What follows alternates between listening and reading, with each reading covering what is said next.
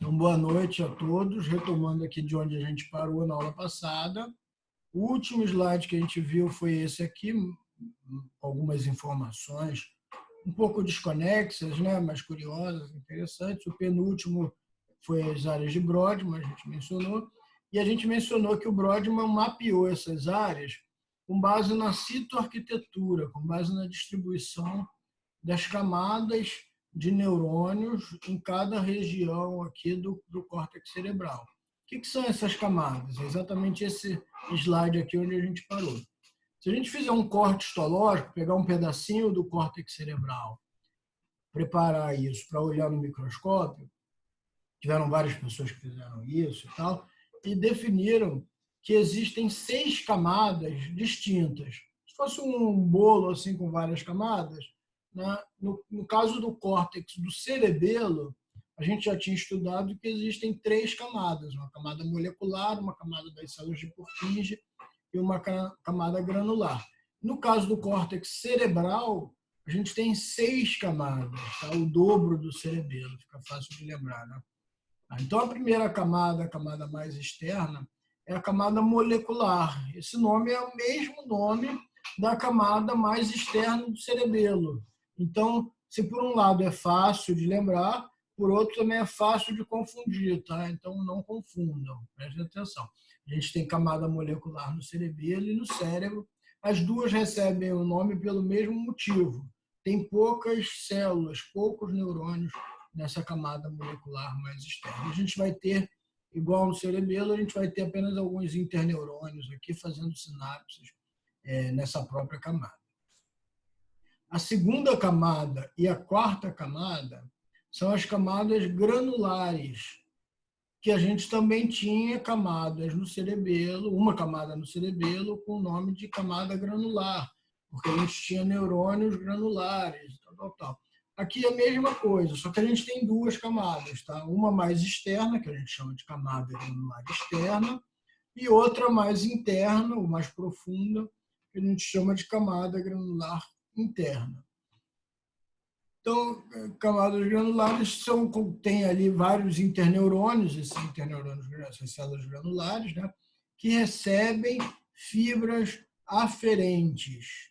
Tá? Então, as informações que estão chegando aqui, nessa região do córtex cerebral, está chegando e fazendo sinapse com os neurônios nas camadas granulares.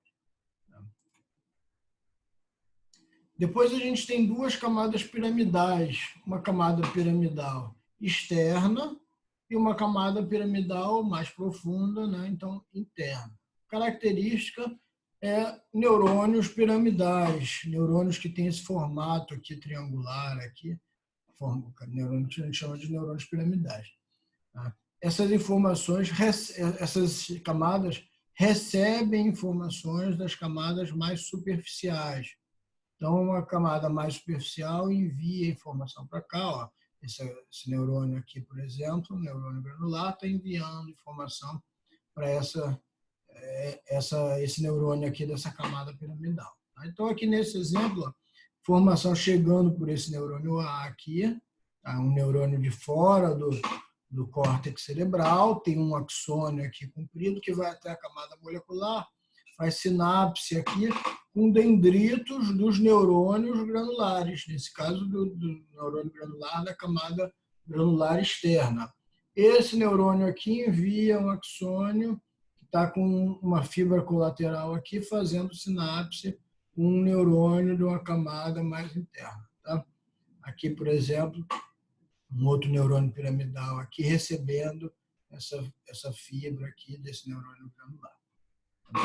E esses neurônios piramidais têm axônios descendentes, ou axônios que vão para as camadas mais profundas aqui, que podem ir para o próprio córtex, para uma camada mais profunda, ou para outra região do córtex cerebral, ou para estruturas subcorticais, ou seja, informações eferentes aqui.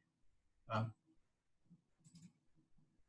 A última camada, ou a camada mais profunda, é a camada que a gente chama de células multiformes ou fusiformes. Tá? Alguns acham que essas células tem formato difuso, né? Então, por isso, células fusiformes.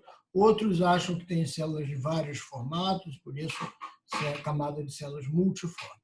Tá? Aqui o que a gente vai ter principalmente são axônios, né? Na verdade, axônios aferentes e eferentes, axônios entrando e axônios saindo, e alguns neurônios fusiformes que ajudam também nessas referências corticais. Informações que são enviadas para fora do córtex cerebral. Tá?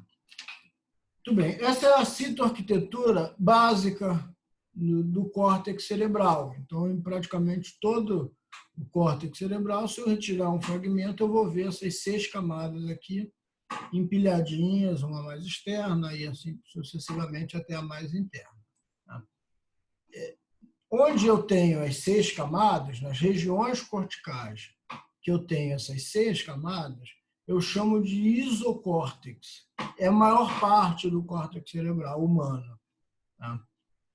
Mas tem algumas regiões que não têm as 6 camadas. Olha uma diferença importante já que apontou para o Brodmann falar, olha, essa região aqui não tem as 6 camadas, então ela não pode ser igual funcionalmente a essa região vizinha, ela que tem as 6 camadas. Tá?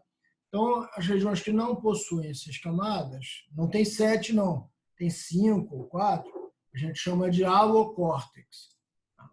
Então, isso tem uma divisão filogênica importante nisso. As regiões que têm menos camadas são regiões evolutivamente mais antigas, então regiões associadas a funções mais antigas do ponto de vista evolutivo. Tá? Então, no alocórtex, a gente divide regiões de arquicórtex. Um exemplo disso é o hipocampo. O hipocampo é uma das estruturas límbicas importantes, responsável por introdução de informações de memória, né?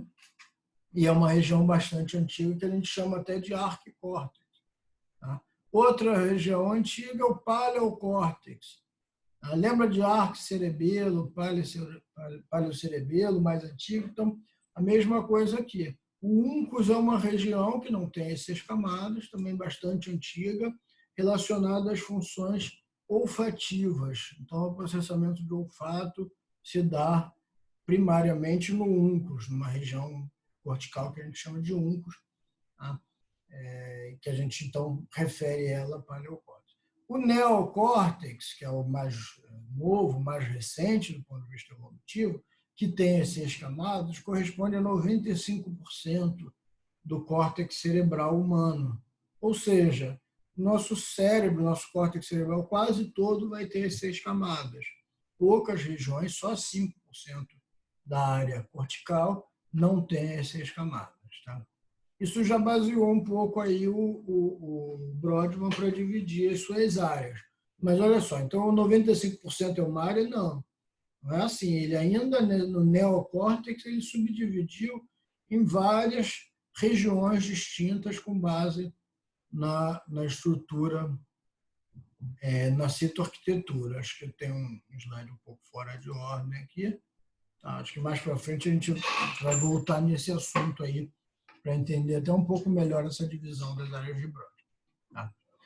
Bom, aqui tem uma divisão funcional. A gente já viu uma divisão anatômica do córtex em lobos. Na aula passada a gente mencionou que a gente divide o córtex em 5 lobos anatômicos, com giros e sulcos ali delimitando esses lobos. E agora a gente tem aqui uma divisão funcional do córtex. Essa divisão aqui está dividindo o córtex em 3 regiões aqui. Uma região que a gente chama de áreas de projeção, na verdade isso não é uma região, são algumas, né? Então algumas áreas de projeção, que a gente também chama de áreas primárias, tá? Elas podem ser relacionadas a funções sensitivas ou funções motoras, ou um ou outro. Tá? Depois tem uma área aqui que a gente, várias áreas na verdade, que a gente chama de áreas de associação. Essas áreas de associação a gente vai subdividir em áreas de associação unimodais, que a gente apelida de áreas secundárias, é um nome bastante comum da gente usar, e áreas de associação supramodais, que a gente chama de áreas terciárias. Tá? Depois tem uma outra divisão aqui, um pouco discutível, né, de áreas límbicas, áreas associadas às funções límbicas. Tá? A gente vai ver por que é discutível um pouco ao longo dessa aula, um pouco na aula de sistema límbico. Então, de novo, aqui o córtex a gente vai dividir funcionalmente, claramente em áreas primárias, secundárias e terciárias.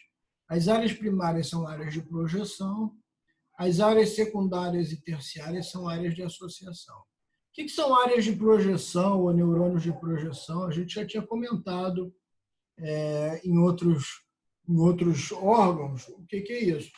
Áreas de projeção ou neurônios de projeção são aqueles neurônios cujas fibras estão saindo ou estão vindo, recebendo eferências ou fazendo eferências com outros órgãos ou outras regiões. Nesse caso aqui, outros órgãos. Tá? Então, as áreas primárias do córtex cerebral são áreas que estão recebendo informações de fora do córtex cerebral ou estão enviando informações para fora do córtex cerebral. Um exemplo disso, né, eu sempre menciono, quando eu machuquei meu dedo, espetei lá com alfinete, essa informação veio da ponta do meu dedo e chegou em algum lugar do meu córtex cerebral. Se ele entrou no córtex cerebral, ele entrou por uma área de projeção. Se é relacionado à sensibilidade dolorosa do dedo, é uma área de projeção sensitiva.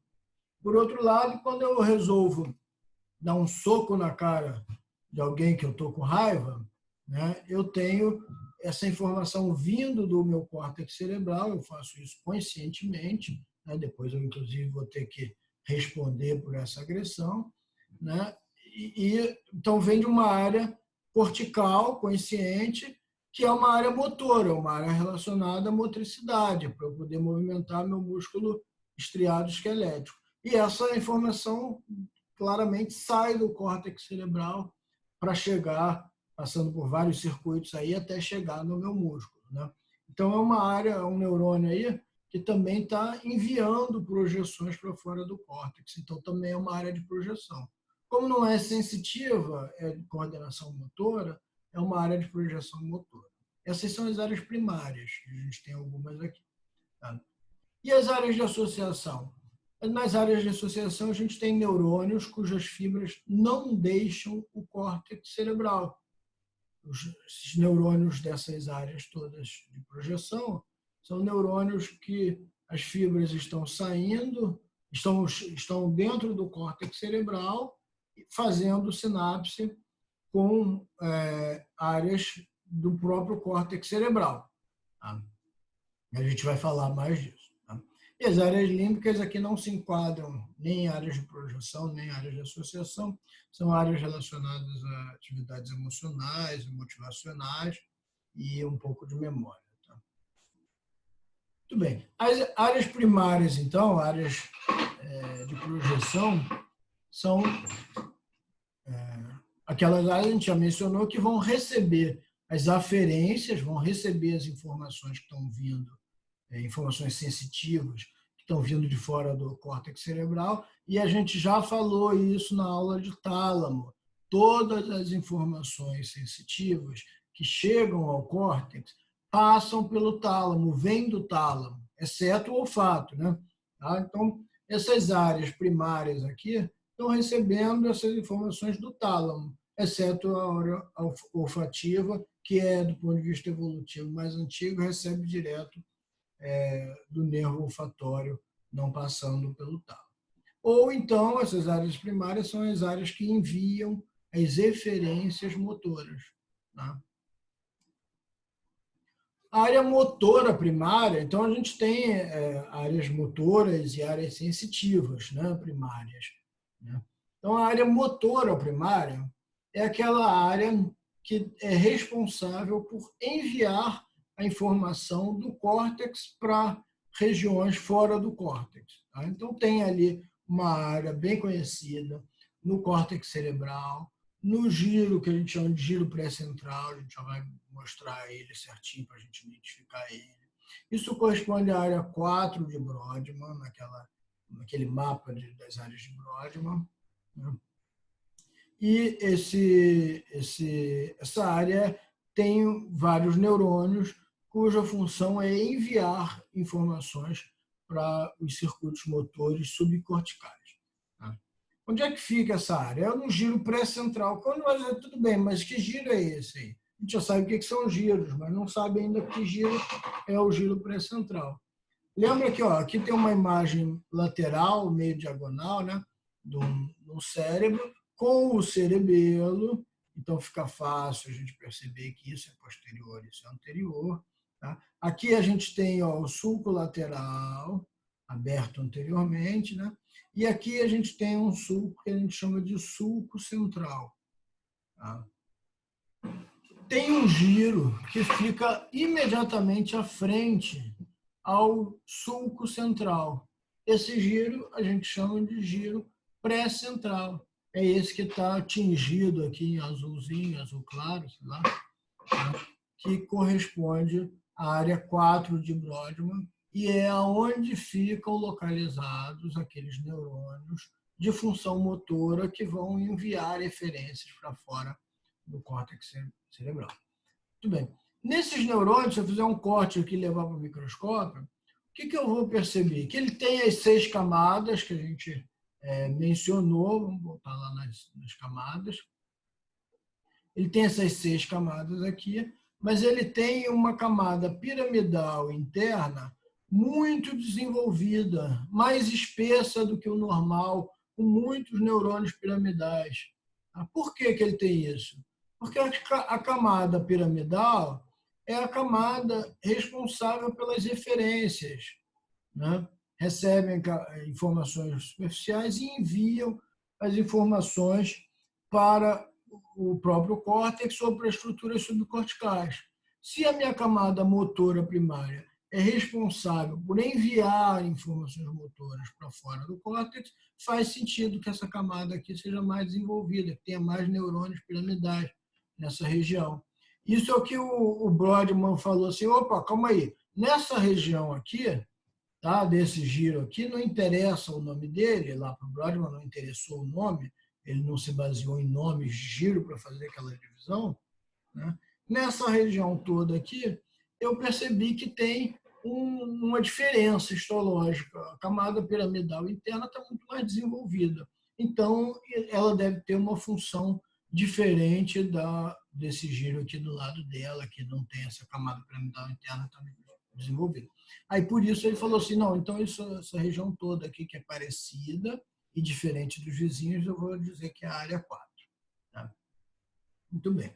Então, esse giro todo aqui, ele começa nessa região mais inferior, quase tocando o sulco lateral, vai caminhando, vamos dizer assim, né, para a região mais superior. Quando chega aqui, lembra que o sulco central faz a volta e continua na superfície medial? O giro pré-central também faz essa volta e também continua na superfície medial do cérebro, né, do córtex cerebral. Então, a gente não está vendo aqui todo o giro pré-central, não. Ele continua na superfície medial.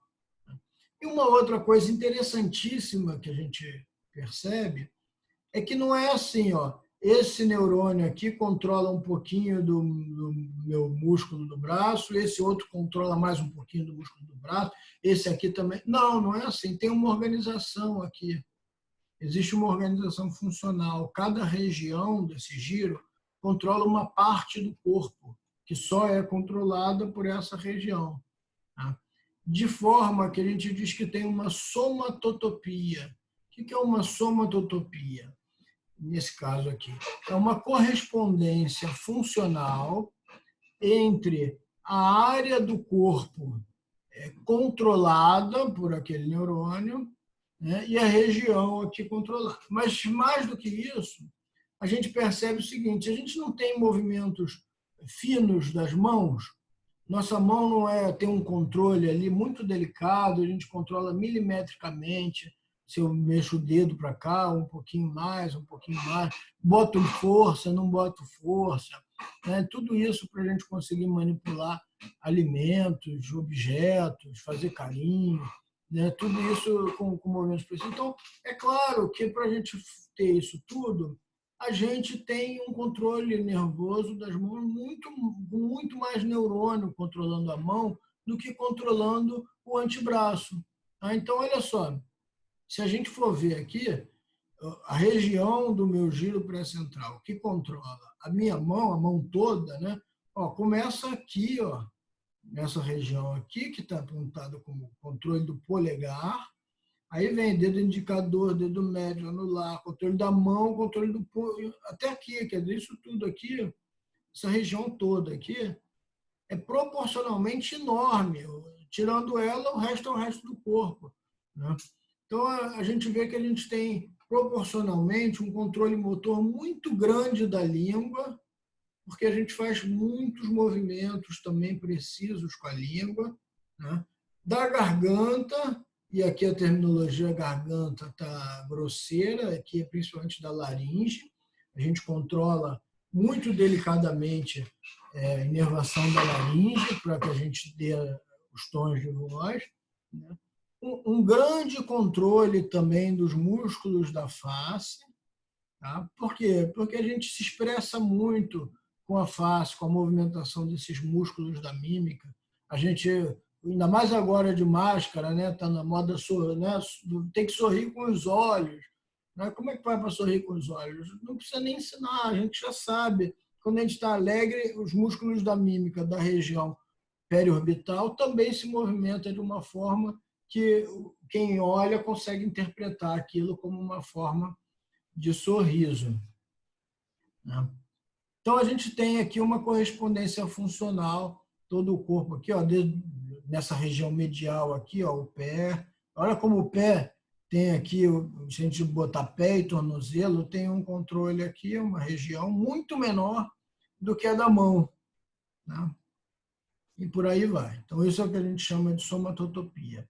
Teve um camarada que resolveu fazer um bonequinho, né, virtual, não necessariamente esculpido, com a correspondência de tamanho dos órgãos que são mais controlados e mais sensitivos também. Existe uma correspondência entre controle motor e sensibilidade. A gente já vai ver nos próximos slides, tá? Esse bonequinho, se a gente fosse com uma distribuição razoável, a gente seria uma cara enorme, uma língua gigantesca, uma mão também bastante grande e um órgão genital também mais pronunciado. Aqui não por controle motor, mas por sensibilidade. Então, relacionado à sensibilidade, a gente vai ter uma área que a gente chama de área somestésica primária. O que é somestésica primária? Somestesia é aquilo que grosseiramente a gente chama de tato. Então, eu lembro que a gente falou o tato. O tato é só um dos sentidos que a gente tem na mão. A gente tem tato, tem dor, tem pressão, tudo isso são órgãos dos sentidos diferentes que trazem informações que são interpretadas diferentes, né? Mas todas elas juntas a gente chama de somestesia, tá? Então, dor, pressão, vibração, temperatura, tato vibratório, tato discricionário.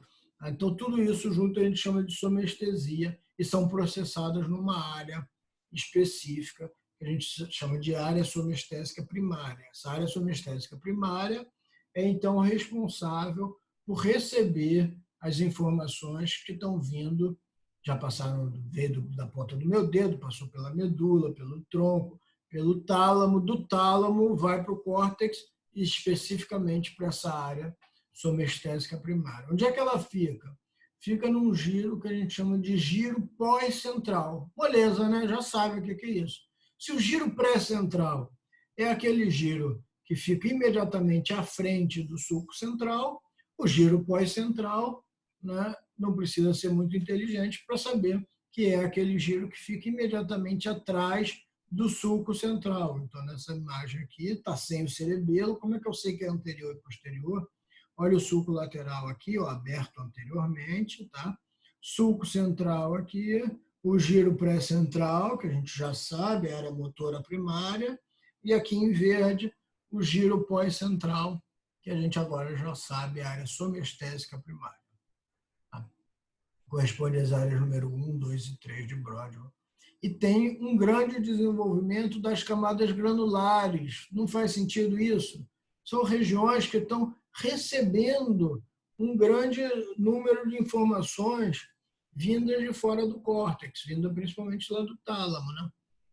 Então, vinda principalmente não, vinda só do tálamo, porque aí não entra o olfato, então vinda só do tálamo. Então, faz sentido que tenha um grande desenvolvimento das camadas granulares, que são aquelas camadas responsáveis pelas aferências corticais.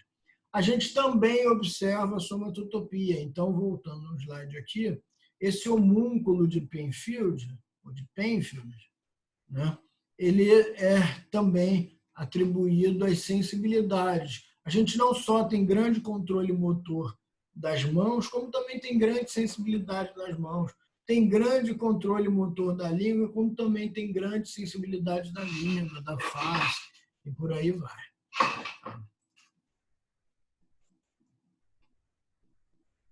Aqui aquelas diferenças, então, citoarquiteturais. Na região de córtex sensorial, né, córtex primário sensorial, a gente vai ver uma camada de células granulares bem extensa, bem desenvolvida, tá? Para receber impulsos de entrada, aferências que estão chegando aí no córtex.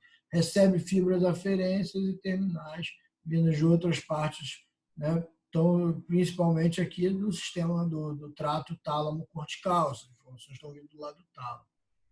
E da região motora, córtex motor primário, a maioria dos neurônios de projeção surge a partir das camadas profundas, especificamente da piramidal interna, né? A camada mais desenvolvida aqui do córtex motor primário, giro pré-central.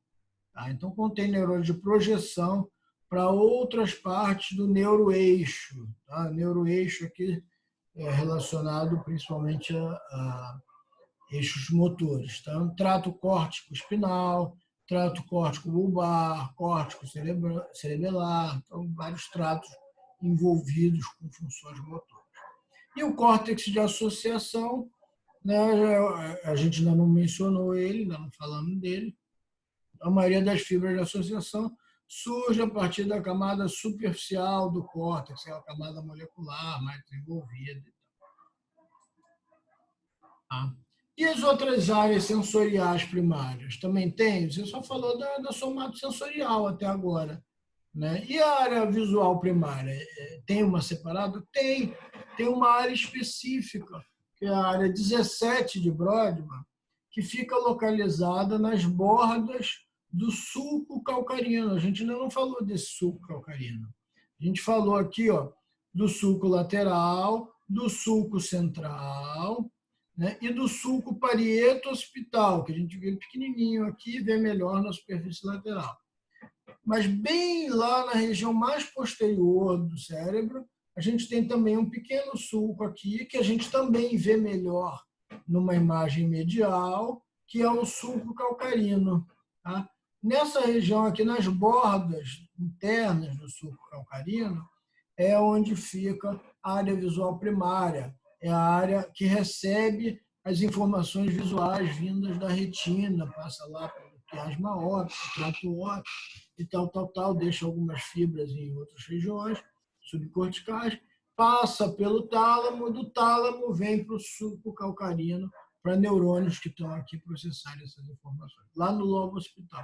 O lobo occipital, essa região toda bem posterior aqui, é um lobo quase que exclusivamente dedicado à visão. A nossa visão é tão importante, é bem desenvolvida, não é a melhor visão entre os animais, mas ela é muito bem desenvolvida, porque a gente consegue ver com boa nitidez cores, além de luminosidade, a gente vê cores, vê um bom contraste. A gente não vê tão bem movimentos, outros animais percebem muito melhor a movimentação, mas a gente percebe muito bem também.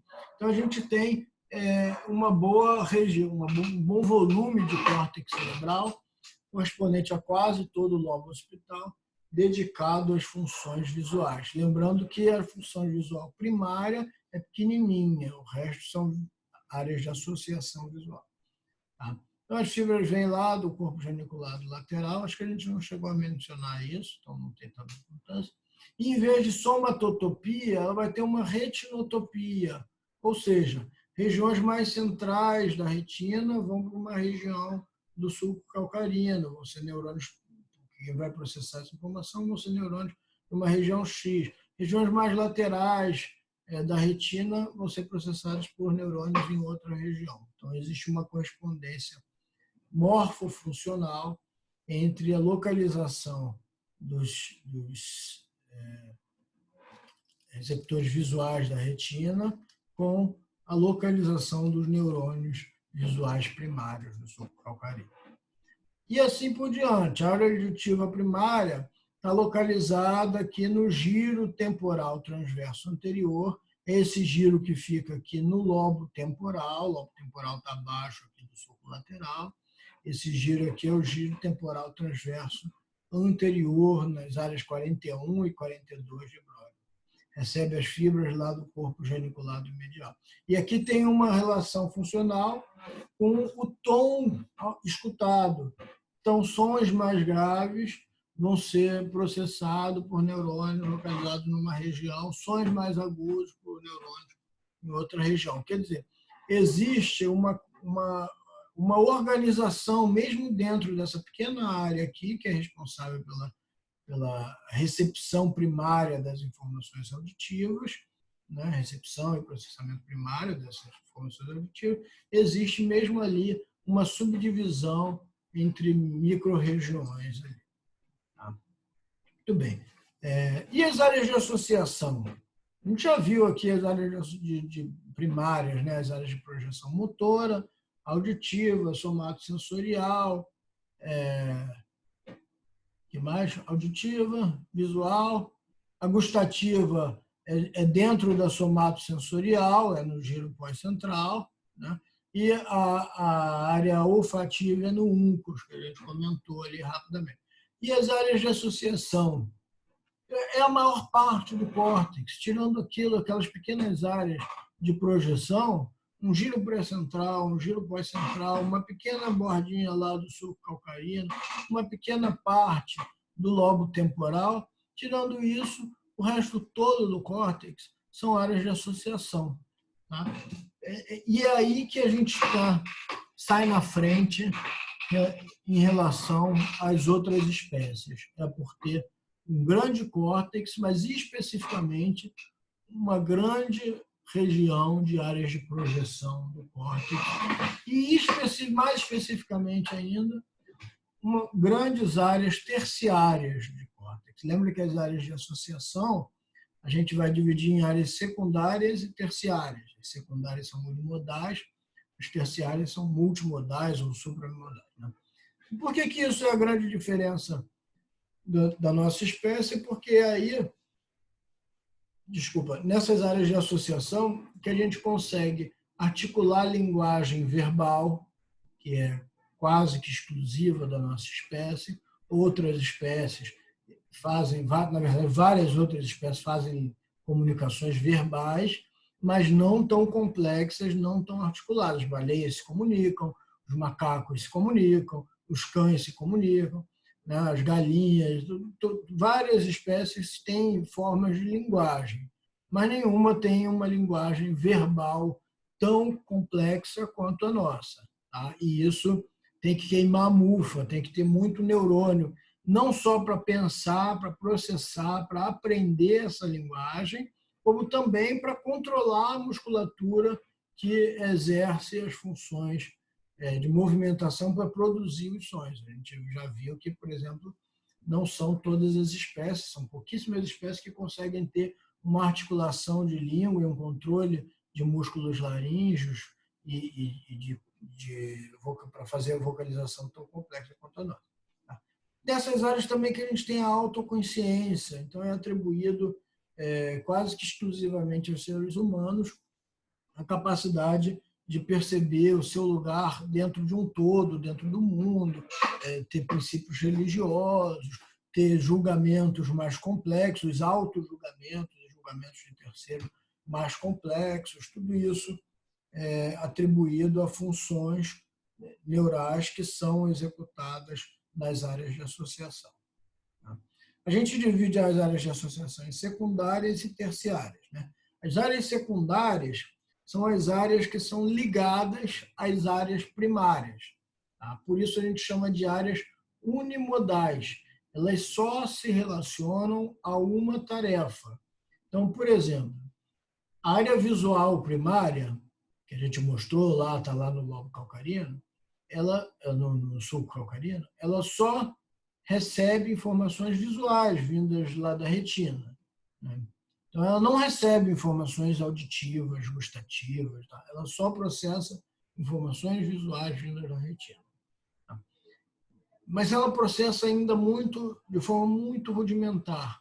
Ela basicamente percebe se aquilo está claro ou se está escuro, se tem um formato quadrado ou um formato esférico, se é branco ou se é marrom, ou se é preto, ou se é abóbora. Ela percebe ali cores, percebe formas, percebe luminosidade, intensidade de luz, contraste, percebe aquelas informações que um computador simples também percebe. Mas ele não percebe, ele ainda não consegue juntar isso tudo e dizer, não, isso é uma pessoa, isso é uma cadeira, isso é um computador, isso é um teclado de computador. Ele olha um teclado assim de computador, tá? É só um objeto preto, existe luz porque eu estou vendo ele, estou vendo os detalhes, então o ambiente está iluminado. Tem um objeto retangular, fino, no eixo Z ele é fino, não é tão grosso e tal, e tem aqui uma estrutura em cima ranhurada, mas não consegue dizer assim, isso é um teclado. Tá? Só depois de perceber isso tudo, essas informações, nas áreas primárias, as áreas primárias enviam essas informações para as áreas secundárias, no caso da visual, envia para uma área secundária visual, que está ligada à área visual primária. A área visual secundária, como o nome já diz, é visual. Então, só processa informações visuais. A área visual secundária não vai processar o gosto do teclado, o cheiro do teclado, nem o som do teclado. Áreas secundárias, então, a gente chama de unimodais, porque elas só se relacionam a uma tarefa, ou visão, ou gustação, ou funções somatosensoriais, ou motricidade. A gente também tem área secundária motora. E é nessas áreas secundárias que acontece o que a gente é capaz de ter aquilo que a gente chama de gnósia, que é a percepção ou o entendimento de objetos ou de sensações. Então, quando eu, de novo, exemplo do teclado, eu olho um teclado, a minha área visual primária observa aquele objeto preto, fino, tal, formato retangular. Muito bem. Envia essas informações para a área visual secundária. Na área visual secundária é que recebe essas informações, já sabe que é um objeto preto, retangular e tal, e fala, não, calma aí, isso aqui eu entendi, eu percebi esse objeto é um teclado. Eu olhei e sei que é um teclado. Então, é óbvio que ele associa com informações de memória. Então, para eu saber que isso é um teclado, eu já preciso ter visto um teclado antes, eu já preciso ter aprendido antes que é um teclado, que objetos retangulares, pretos, com essas características assim, visuais, é um teclado. Mas preste atenção, por enquanto, eu só vi o teclado. Então, entre o meu teclado aqui, que é de verdade, e o teclado lá da Tokstok, ou da Etna, ou de qualquer loja de decoração, não sei se vocês já viram, você entra nessas lojas, tem aqueles teclados de mentirinha. Na minha área visual secundária, eu não consigo perceber, porque eu só estou vendo. Então, é igual. Visualmente, ambos são teclados. Tá? Aí eu tenho áreas terciárias, essas são mais intrincadas, mais integradoras, regiões, do ponto de vista evolutivo, mais modernas, né? E a maior parte do nosso córtex, que integram várias funções. Elas não estão ligadas a uma única função, a uma única tarefa. Elas estão ligadas a várias tarefas, várias funções. Então, o meu teclado, eu sei que quando eu bato nele, ele faz barulho de teclado. Eu associei aqui, então, a minha visão, que eu já tinha achado que era um teclado, com a minha audição, que tem barulho de teclado. O teclado lá da Tokstok não faz barulho de teclado. Quando eu bato, é um outro barulho diferente. A textura dele é diferente, porque ele é todo emborrachado. O meu não, tem uma textura móvel e tal. Ele vibra um pouquinho quando eu aperto uma tecla, ele movimenta. Então, tem uma informação somatosensorial aí de tato, né, que eu integro com a visão, que eu integro com a audição, integro com a memória e falo, esse é um teclado de verdade, não é da Tokstok, não. Entendeu? Então, isso eu só faço, eu só consigo integrar essas diferentes informações nas áreas terciárias do meu córtex cerebral. Por isso a gente chama de áreas integradoras. Essas áreas são ligadas às áreas secundárias, então elas já recebem as informações processadas pelas áreas secundárias, então percebidas, entendidas aqui, ou pelo menos encaminhado. Eu percebi que isso aqui é um teclado, só não sei se é de verdade ou de mentira. Mas a hora que eu botar a mão dele, eu percebo pelo tato, a hora que eu apertar, eu percebo pelo barulho. Tal. Também são ligadas às áreas límbicas. Então, tem grande influência emocional. Isso é muito interessante. Porque que às vezes, quando a gente está com medo, né? Quem já percebeu isso? Quando a gente está com medo, tem alguma atividade nova, a gente vai apresentar um seminário em sala de aula e tal, aí você está tão nervoso, com medo de apresentar, de dar errado, de pagar mico, de um vexame, que você nem percebeu que estava pegando fogo lá no canto da sala, sei lá, que estava acontecendo alguma coisa no canto da sala, né? Então, existe aqui uma influência emocional, que vem lá das suas áreas límbicas, que faz com que você perceba menos uma atividade que normalmente você perceberia se não tivesse com medo. Então, existe sim uma integração entre as áreas secundárias e límbicas nas áreas terciárias. Elas integram as áreas secundárias, as diferentes modalidades sensoriais, e integram também com as áreas límbicas. Por isso, a gente chama de áreas multimodais, já que não estão relacionadas a um modo, a uma tarefa, né? Ou supramodais, porque estariam acima até disso. Existem, por exemplo, cálculos matemáticos que a gente consegue fazer de forma absolutamente abstrata. Não está relacionada nem à visão. A gente até ensina matemática baseado na visão, né? A gente fala assim, olha aqui, 2 laranjas, tal. Chegaram mais 2, quantas tem? Você conta visualmente 4 laranjas, aprendeu a somar.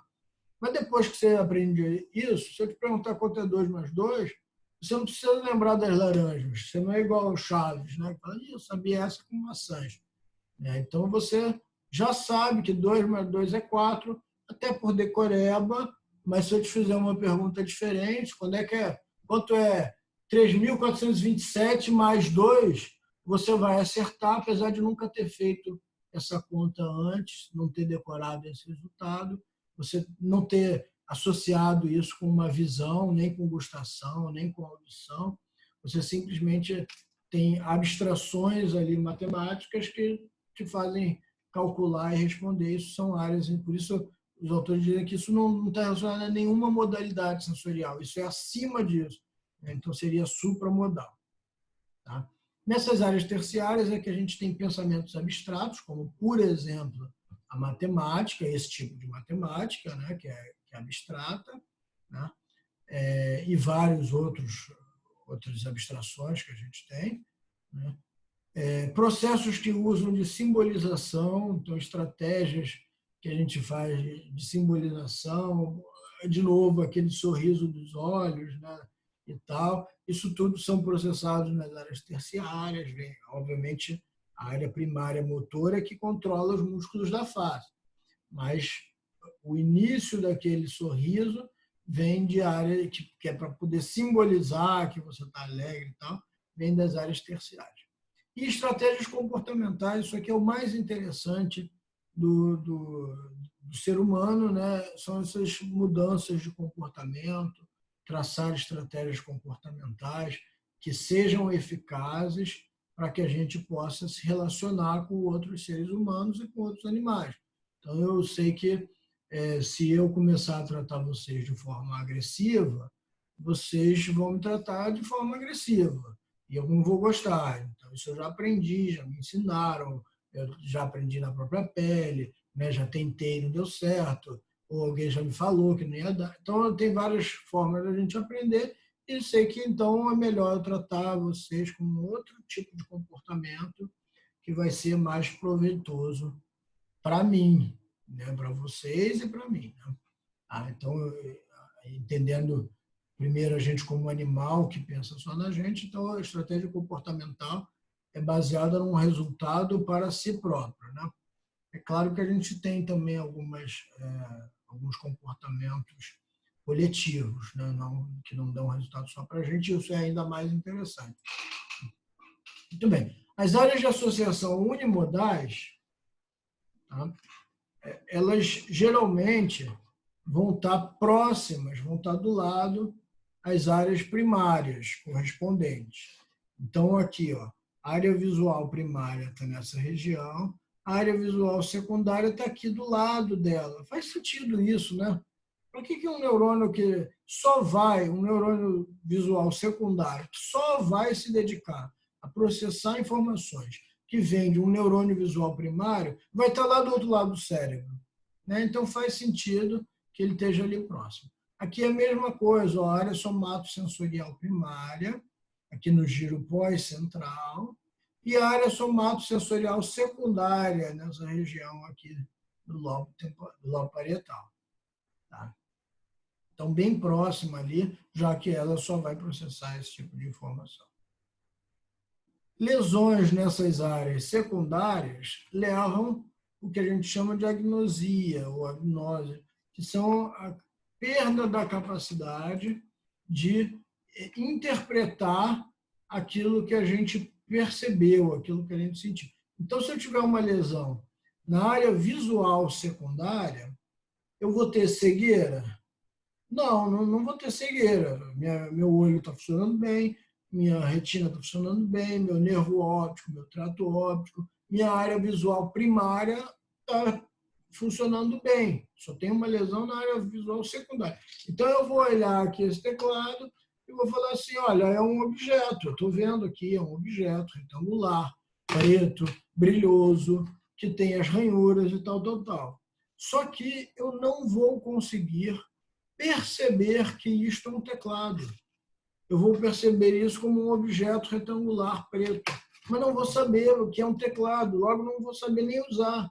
Mesmo que eu antes soubesse, era um exímio datilografista e tal, hoje eu não sei mais, porque eu perdi a capacidade aqui de identificar que isso é um teclado.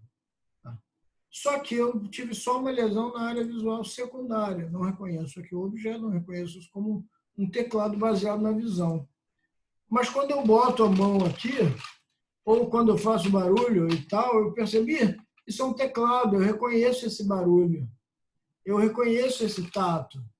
Tá? Esse objeto retangular, que eu não identifiquei com a minha visão, eu identifico com a minha audição, identifico com o meu tato. Eu estou vendo aqui que é um objeto retangular, eu só não consegui identificá-lo com base na visão, como normalmente eu faria.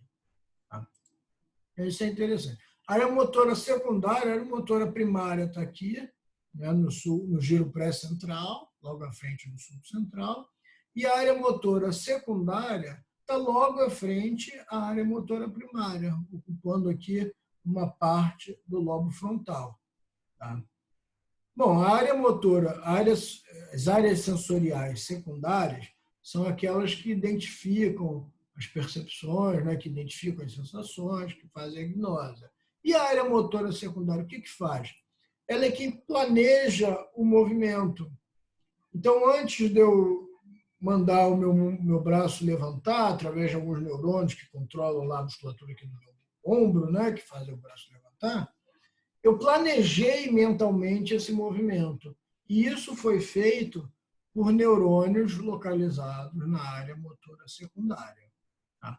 Isso foi identificado por experimentos que mostraram que quando as pessoas pensam num movimento, mas não executam ele, então botar uma pessoa numa ressonância magnética, né, e falar assim, ó, pensa que você está mexendo no braço, movimentando, levantando o braço e tal. E aí você percebeu-se que houve um maior fluxo sanguíneo, um aumento do fluxo sanguíneo na área motora secundária, embora sem resultado motor, porque era só para o camarada pensar, não agir. Tá? Uma área motora secundária importantíssima é a área de Broca ou de Brocar, que fica nessa região aqui, ou nessa região aqui. Tá? É a área motora que planeja os movimentos que resultam na nossa fala. Então, apesar da fala envolver uma musculatura, do ponto de vista volumoso, pequeno, né, ela é muito intrincada. Então, tem uma área motora específica aqui, relativamente grande, para controle da movimentação relacionada à fala. Tá?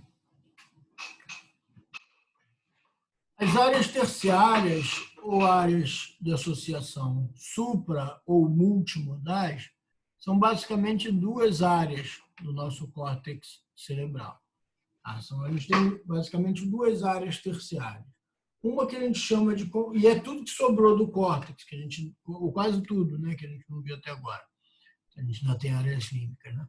Então, uma que a gente chama de confluência temporoparietal, com esse nome é óbvio que ela fica com regiões do lobo temporal e do lobo parietal.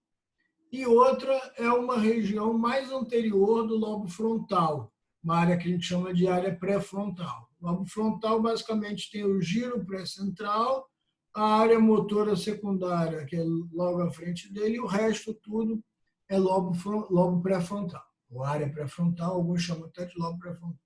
Tá? Essas áreas terciárias, já mencionou, elas não são associadas a uma sensação específica, não são associadas só à visão, ou só à audição, ou só a somato sensorial, né? Ou também não são associadas só à motricidade. Elas promovem uma integração entre sensibilidade, dos vários sentidos que a gente tem, motricidade e processamento emocional. Tá? Então, é uma área realmente que envolve várias modalidades aí, integrando todas elas. Tá? Por isso, supramodais ou multimodais. As informações que chegam nas áreas supramodais ou nas áreas terciárias são informações que já foram processadas nas áreas primárias e principalmente nas áreas secundárias. Então, já chegam informações digeridas, processadas, entendidas até. Já chega a informação que isso aqui é um teclado. Eu já percebi aqui visualmente que isso é um teclado. Ou ainda tem dúvida só se é um teclado de verdade, que funciona, que faz barulho e tal, ou se é um teclado toque-toque. Aí, a hora que eu boto a mão nele, percebo o barulho, eu já sei que é um teclado de verdade. E são nas regiões supramodais ou terciárias que a gente tem a possibilidade de traçar estratégias comportamentais. Essas áreas supramodais não estão totalmente maduras, principalmente nos primeiros anos de vida. Elas dependem de uma forte interação com o meio ambiente, com outros indivíduos, com objetos, com sensações, com emoções, para que a gente forme sinapses, tá? Para que as áreas supramodais formarem, são essas as mais importantes da gente formar sinapses, para a gente poder traçar estratégias comportamentais adequadas. Então, esses dois menininhos aqui, por exemplo, eles se conheceram aí na creche e tal. No primeiro dia, eles se estranharam, não se conheciam, estavam tímidos e tal. Um percebeu que o outro também estava tímido. Aí um se sujou com o leitinho lá na hora do coisa. Todo mundo riu dele, ele ficou chateado. e tal. Aí o outro amiguinho, que também no dia anterior tinha passado por uma situação parecida, então já tinha tido aquela memória de emoção daquilo, já sabia como é que era ruim, ter se sujado todo. Aí foi lá, ofereceu uma blusa limpa, ofereceu um consolo. Ele traçou uma estratégia e eles viraram melhores amigos. Isso foi produtivo. Se esses meninos não tivessem na creche, não teriam passado por aquela emoção, lá nesse exemplo aí da blusa suja, não teria passado o outro pela possibilidade de oferecer uma mão amiga para o outro, não teria vivido essa amizade aqui entre os dois, não teria brincado de pique-pega um com o outro, desenvolvendo também habilidades motoras. Quer dizer, essa interação com o meio ambiente é importantíssima, né? E isso é um campo bastante interessante aí para os psicólogos atuarem, né, de psicologia infantil. E a gente sabia, né, a gente achava que essas áreas supramodais estavam plenamente funcionais, então, maduras, ao final da primeira década de vida, então, quando a gente chegava mais ou menos aí nos 10 anos, aquilo que a gente já tinha sofrido de interação para maturar, para formar novas sinapses, para desenvolver as redes neurais e traçar estratégias comportamentais funcionais, lembrando que isso aqui é a estratégia que a gente usou de exemplo aqui dos meninos, foi uma estratégia bonitinha, altruísta e tal, tal, tal.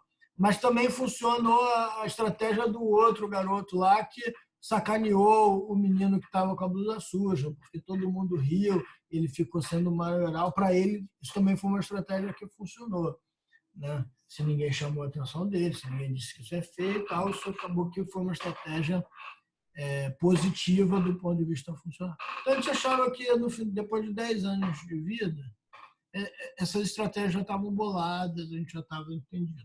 Esse ponto de interrogação aqui é para dizer que, na verdade, não, isso já mudou e a gente já assume que a interação com o meio ambiente é importante durante toda a nossa vida. Tá? Aqui, voltando para a anatomia, a área temporoparietal, ou confluência temporoparietal, corresponde às áreas 7, 39 e 40 de Brodmann. São vários giros, então não tem um nome de giro específico, né? A gente abandonou aqueles nomes para não confundir também muito. Mas aqui a gente vê, 7, 39, 40, que é a região anterior, tá? O sulco lateral aberto aqui, região posterior, o lobo occipital. A 7, 39 e 40 é uma área bastante volumosa aqui, tá? Abrangendo o lobo temporal e lobo parietal, relacionada a funções terciárias. Integra, como a gente já mencionou, diferentes modalidades sensoriais, processos motores, interage com o sistema límbico, então sofre influência, sim, das nossas emoções, nosso comportamento, inclusive, é altamente influenciado pelo nosso estado emocional, vamos dizer assim, né? Então, se alguém vier me pedir uma informação na rua, onde é que fica a rua 28 de setembro? E eu tiver de bom humor, eu vou parar, vou falar assim, cara, você está no outro bairro, você tem que pegar tal ônibus, descer em tal lugar, você vai ver, é uma rua assim, assim, assado e tal, pede para o motorista. Se eu tiver com raiva na hora, por outros motivos alheios àquilo, eu vou nem parar, vou deixar o cara falando sozinho na rua, de repente, né? Então, assim, o nosso estado emocional influencia também nas nossas estratégias comportamentais, no nosso comportamento, assim como em várias outras funções neurais, né? E isso é óbvio que é justificado morfologicamente por uma interação física, por formação de sinapses entre áreas límbicas e áreas temporoparietais. Existe também forte interação da confluência temporoparietal com o córtex pré-frontal, que é aquela outra área terciária que a gente vai falar já já. Tá? Essa área de confluência temporoparietal é especialmente importante para o processo de simbolização. Simbolização, a gente usa várias formas de símbolo, desde escolher a nossa roupa, até mexer os músculos da face, falar com as mãos, dançar, tudo isso são processos de simbolização e até o aparecimento da linguagem. Uma outra área relacionada à linguagem está especificamente na área temporoparietal. Percepção espacial, aquilo que a gente sabe exatamente ou com alguma precisão, se eu quiser tocar a ponta do meu nariz, ou se eu quiser pegar um copo sem ver diretamente, né, sabendo que ele está ali, eu vou lá e tento pegar. Essa percepção espacial é calculada também, né, ou seja, não são cálculos matemáticos, mas são cálculos que a gente faz nas áreas terciárias. A realização de cálculos matemáticos não visuais, né, tirando aquele exemplo com laranjas, quando a gente faz contas abstratas, que não são visuais, a gente faz especificamente na área temporoparietal, a área pré-frontal também ajuda em alguns cálculos. E aqui a área pré-frontal, a outra, e talvez a área mais importante aí do nosso cérebro, que nos diferencia das outras espécies. Tá? As áreas pré-frontal correspondem à área 8, 9, 10, 11, 12, 45, 46, 47 de Brodmann. Vamos achar elas aqui.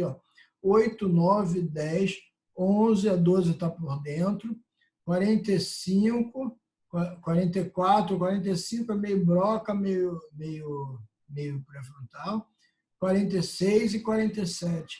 Tá? Então, tem um grande volume aqui correspondente a essa área pré-frontal. Então, se a gente for olhar, realmente, juntando a confluência temporoparietal com a área pré-frontal, o lobo pré-frontal, a maior parte do nosso encéfalo é terciária. 1/4 da superfície cortical é só da área pré-frontal. As conexões são complexas, a gente não conhece todas elas, são interessantíssimas, recebe fibras de todas as regiões secundárias, então todas as informações secundárias, visuais, auditiva, somatosensorial, já processadas, são enviadas para a área pré-frontal.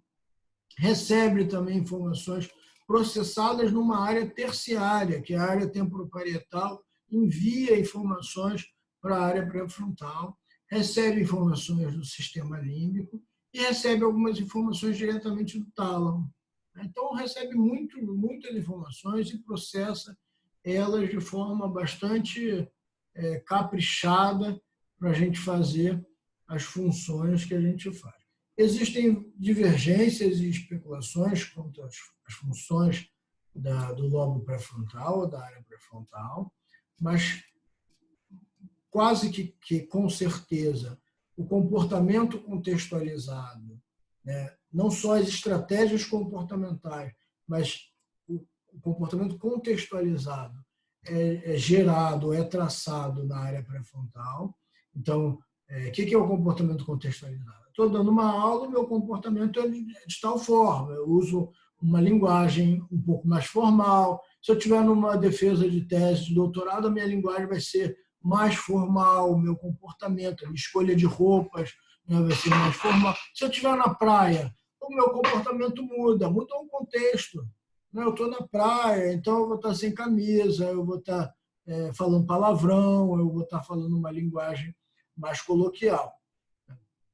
A capacidade de concentração, isso também é interessantíssimo, aquela capacidade de a gente estar aqui assistindo a aula, eu não quero saber se vai tocar o interfone, como é que está a política, como é que está o clima. Eu estou concentrado aqui na nossa aula. Tá faltando um pouco agora, pessoal. Vamos em frente para terminar, porque acho que só faltam uns 2 ou 3 slides. É melhor terminar. Tá? A mudança de comportamento frente a novas situações, isso também é bastante interessante. Isso alguns pacientes com doenças psiquiátricas têm dificuldade com esse tipo de coisa. Né? Então, por exemplo, eu estou na praia lá com o meu comportamento naquele contexto de praia, tal, relaxado, tomando um mate e tal, tranquilo lá na praia. Aí surge o meu chefe na praia, entendeu? Ou surge um policial. Vem um policial agora com a quarentena, eu estou quebrando a quarentena lá na praia, jogando altinha, e aí vem um policial e fala assim, o que está jogando? Aí eu mudo, na mesma hora eu mudo o meu comportamento.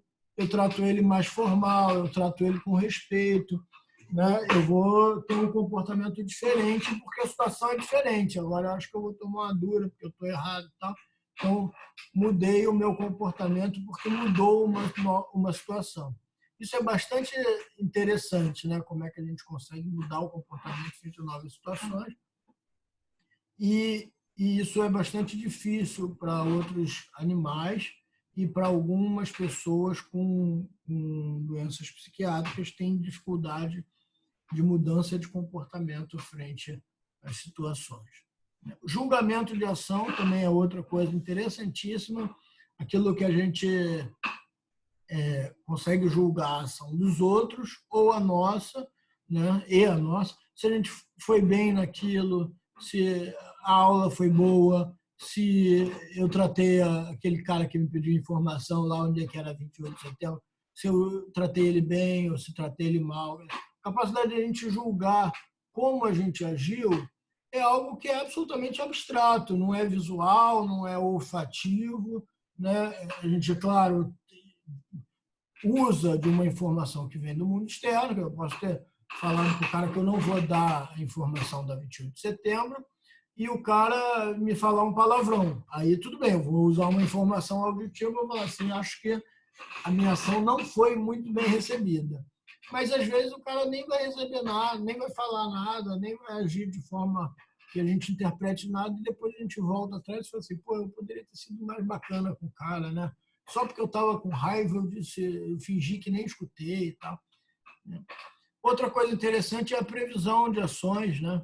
Tanto de ações mecânicas, se alguém me joga uma laranja, eu prevejo aonde ela vai cair, eu faço vários cálculos matemáticos sem números, né? Sem números, mas eu faço toda uma previsão da trajetória daquela laranja para saber por onde ela vai passar, onde é o melhor momento e o melhor lugar para eu esticar meu braço e pegar aquela laranja.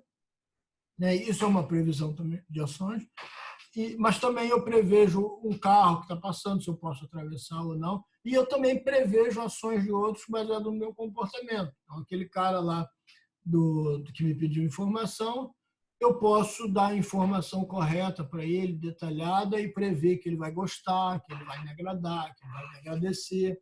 Ou eu posso, já que eu estou com raiva, posso fingir que não ouvi e prever que ele não vai fazer muita coisa. Agora, se eu falar assim, olha, eu não vou dar informação porque eu não quero, aí eu já prevejo uma confusão armada, eu prevejo que ele vai me xingar, talvez ele vai me bater, porque ele é um cara forte, já está com pressa para chegar lá no 28, enfim. Sobre a área pré-frontal, é interessantíssimo também, porque durante algum tempo, não muito longe, né? Não é tão antiga essa história, foi preconizado, foi desenvolvido uma técnica cirúrgica para desligar, não era nem para tirar, mas era para desligar, desfazer todas as conexões entre a região pré-frontal e o resto do cérebro. Era uma cirurgia relativamente simples, a entrada era pelo nariz ou pela glândula ocular, e simplesmente se cortava todas as conexões entre o lobo pré-frontal e o restante do cérebro. Isso foi preconizado para tratar psicoses severas e depressões severas. Quem desenvolveu essa técnica ganhou um prêmio Nobel de Medicina pela técnica de lobotomia pré-frontal.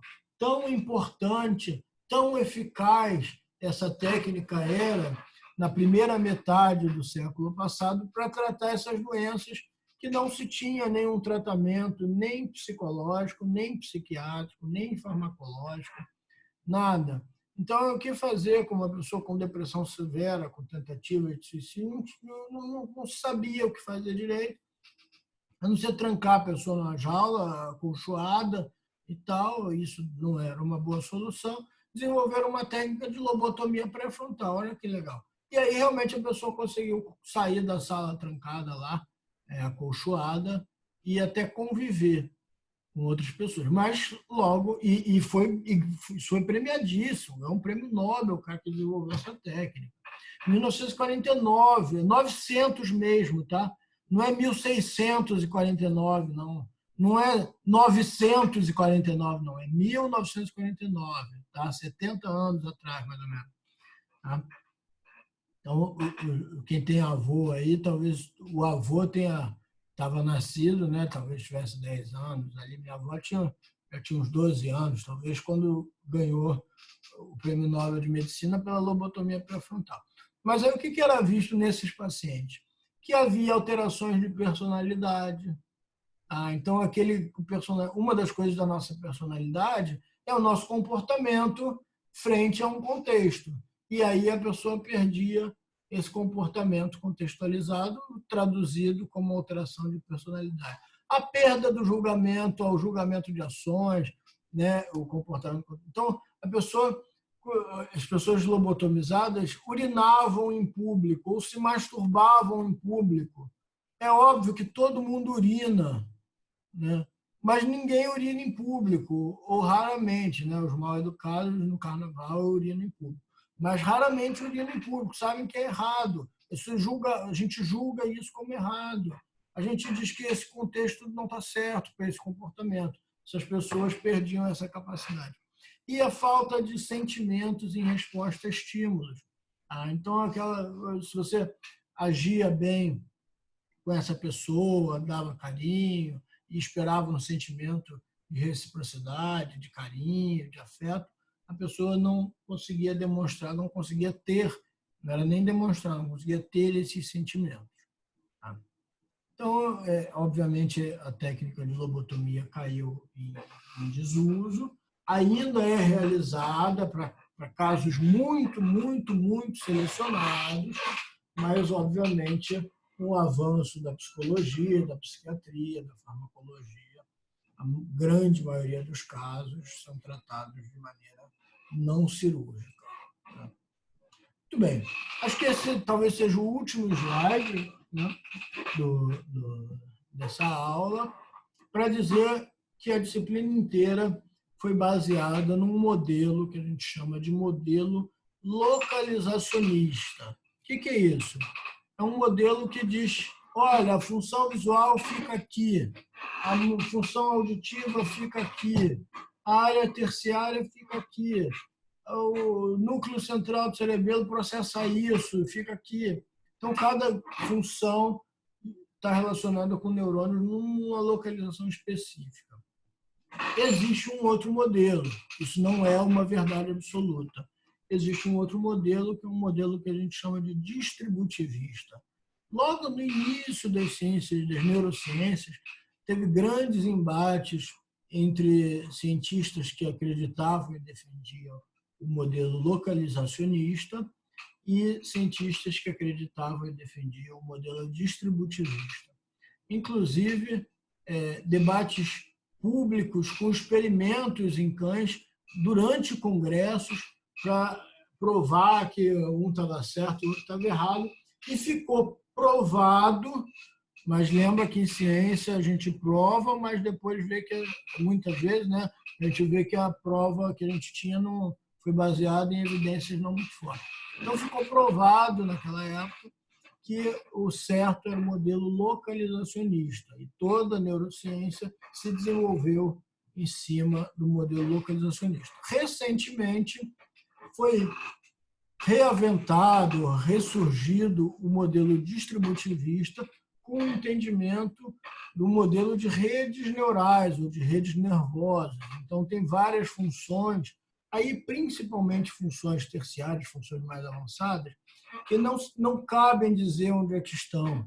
Elas são distribuídas em formas de rede, com interação de múltiplas regiões, neurônios localizados em diferentes regiões, não só do córtex, mas também de outras regiões do sistema nervoso central.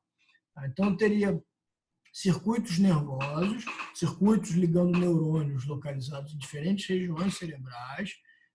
Uma outra teoria, já também bem comprovada, é a teoria da plasticidade neuronal por novas experiências. Então, os neurônios conseguem desfazer ou fazer ou refazer ou melhorar ou piorar as sinapses com base em incentivos, com base em estímulos. Esses estímulos são quase sempre novas experiências, por isso que aquilo que a gente falou lá, que acaba no 10º ano de vida, não, vai por toda a vida toda, isso já foi bem comprovado, tá? Inclusive formando novos circuitos. Então, novos circuitos neurais podem ser formados ao longo da vida, principalmente na infância, mas ao longo da vida. Tá? Então, as áreas cerebrais participariam de múltiplas funções. Segundo alguns autores, estaria errado a gente dizer que o giro pré-central é motor primário. Ali tem neurônios que participariam de outras funções além de motricidade primária. O mais provável é que a verdade esteja entre um modelo distributivista e localizacionista. Então, me parece que, nesse exemplo aí, o giro pré-central é motor primário, essencialmente motor primário, mas existem neurônios ali relacionados a outras funções, que participam de outras funções além de motricidade primária. Tá? Mas isso tudo ainda é alvo de estudos aí para serem definidos. Tá? A parte de córtex cerebral é o capítulo 13, foi as nossas duas últimas encontros aí estão resumidos, assim, vamos dizer, no capítulo 13 do Cosselo. Tá? Era isso. Hoje eu me alonguei um pouquinho mais, eu estava até na tentativa de